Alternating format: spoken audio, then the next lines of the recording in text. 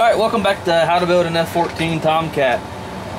As you can see, the fuselage has been flipped upside down, and I've done a little bit of filling here on this antenna on the beaver tail of the airplane. What I'm doing here is I'm going to actually start installing our fuel dump pipe, which is a little brass tube filled with just body filler. And again, I've got our Daco publication F-14 book here. And looking at the picture, my antenna is about the right size. It's just a little bit too long sticking off the back of the beaver tail. So I'm just going to take a Zona saw and just trim that to about half of what it is right now. Possibly just a little longer, that way it gives you some room to sand it back to shape.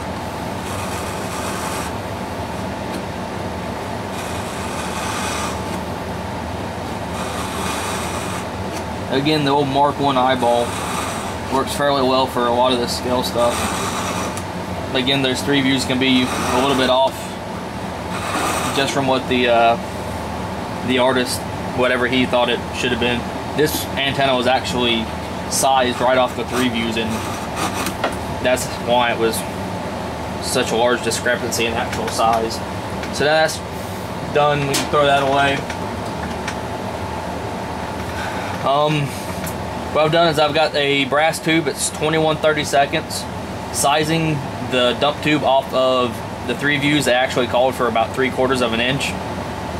The only way I could get a 3/4 inch tube was buying a 2-foot long section from the Home Depot or Lowe's or whatever, and it was all I needed is about 2.5–3 inches. So 21/32, just a tad bit bigger than 5/8 and just a little bit smaller than 3/4, so it's pretty dang close. And the 3/4 inch tube was just it looked a little too big to me and to my eyeball. So what I did is I just filled it with body filler here, and the plug, as a body filler cured, it kind of shrunk a little bit, so it just fell right out. So after it fell out, I just pushed it through, glued it in from the back side with some thick CA, hit it with kicker, and then I wicked thin CA on the other end, and then I knocked this down with some 100 grit paper so it was flush with the brass tube again, and the thin CA wicked in between it, filled the gap, so it's nice and smooth now.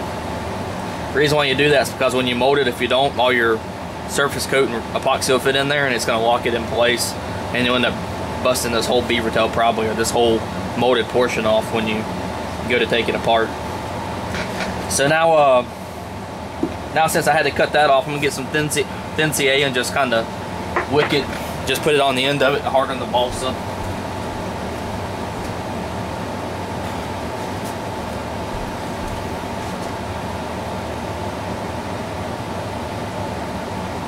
And I'll be pretty generous with it so it wicks in there a good bit.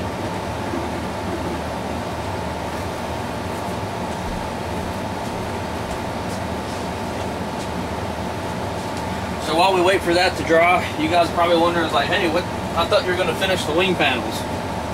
Well, what I did is, the last video you saw the nav and formation lights, how they were kind of taped off around the perimeter of them. I've since filled it with body filler, sanded it down to shape, and pulled the tape off, and there's essentially your nav and formation light. What I'm going to do is I'll mark out in pencil on the body filler where the frame's going to be, using the three views for reference and pictures and whatnot to get the sizing correct. And then I'll take a rotary file that's got a really sharp point.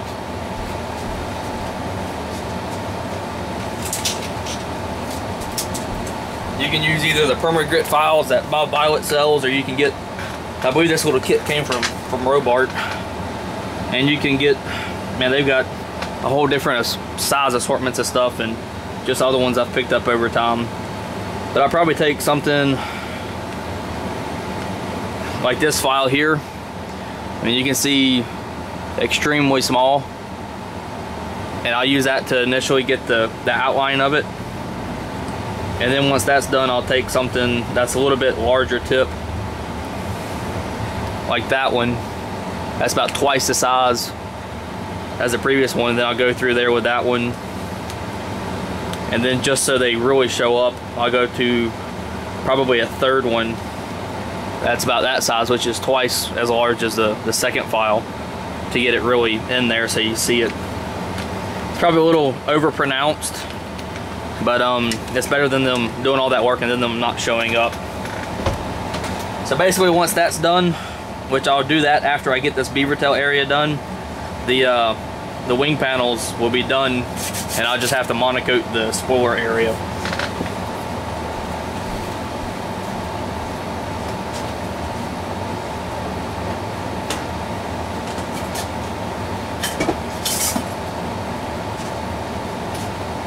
So our CA block there should be cured by now, so I'm just going to take a long sanding block with, I believe this is 80 grit paper. Now I'm just going to go about and start making the shape of the antenna again.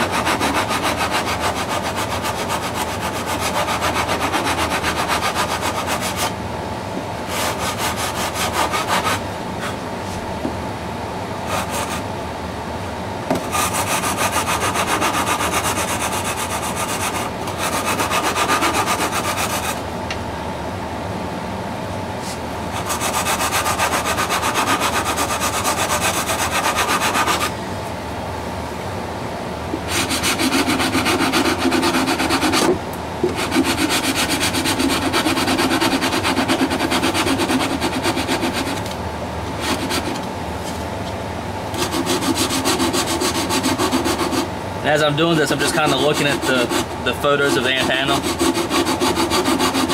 to get the correct shape and whatnot.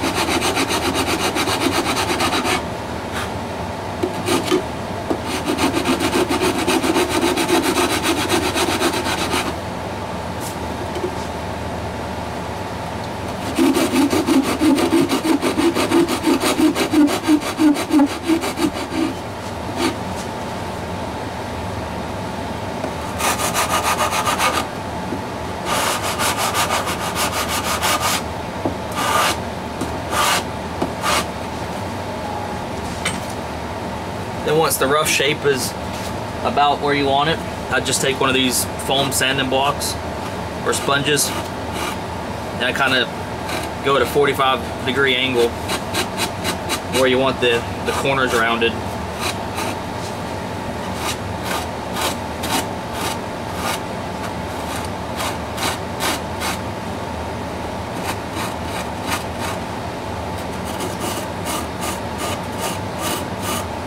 These sanding sponges come in handy a lot on little oddball stuff like this and leading edges, because you can bend them around it.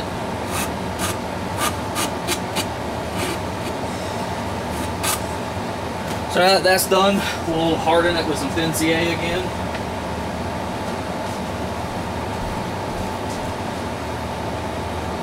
You could also use thin down epoxy. I like the CA job because it goes a little faster.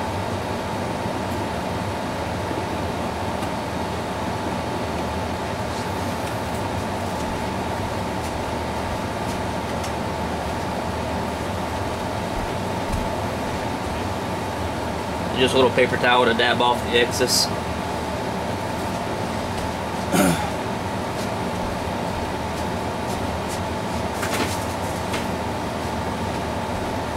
So while we wait that to dry, looking back at our picture, we need to determine about how far you want the dump tube to stick out. So you can see it's almost, in that picture there, it's almost about the same as the antenna. Than the one here, it's just slightly further past it.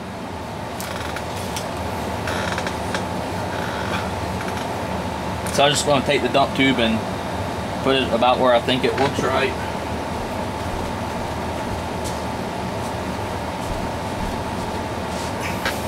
Which is just about where I had the where I stopped roughing it up with 40 grit paper. So while it's in position, just hold it there. I'm going to mark on the beaver tail where the tube's going to stop. And since I've already put the panel lines and all on this back portion, anywhere that I had screws, stamps that I wanted to put into the panel, I just put little dots there to represent, hey, there's screws there, so don't glue it down unless there's screws. So that's done. In the panel, I measured the center line.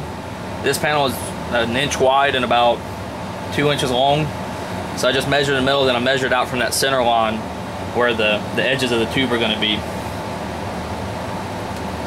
So that's where the tube will be, and it'll be inset. So to get the inset, I'll just take a cut-off disc, and I'll cut just slightly inside of that line.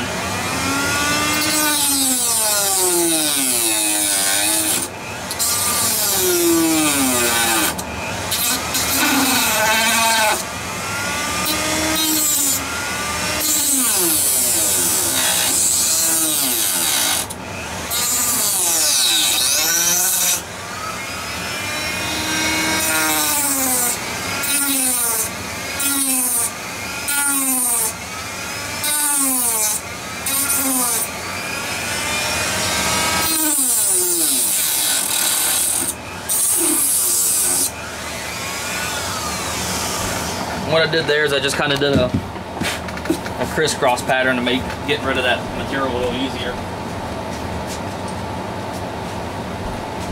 Then just taking a regular flathead screwdriver, I just go in from the back side and use it as a chisel to get all that out.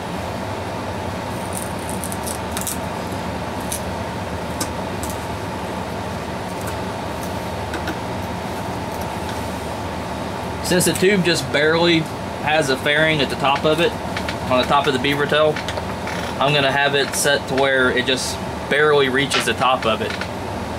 So it's going to be just a lot of trial and error to get the tube to fit where you want it. So now I'm going to replace the cutoff disc with just a regular sanding drum and a Dremel tool and start working away at it.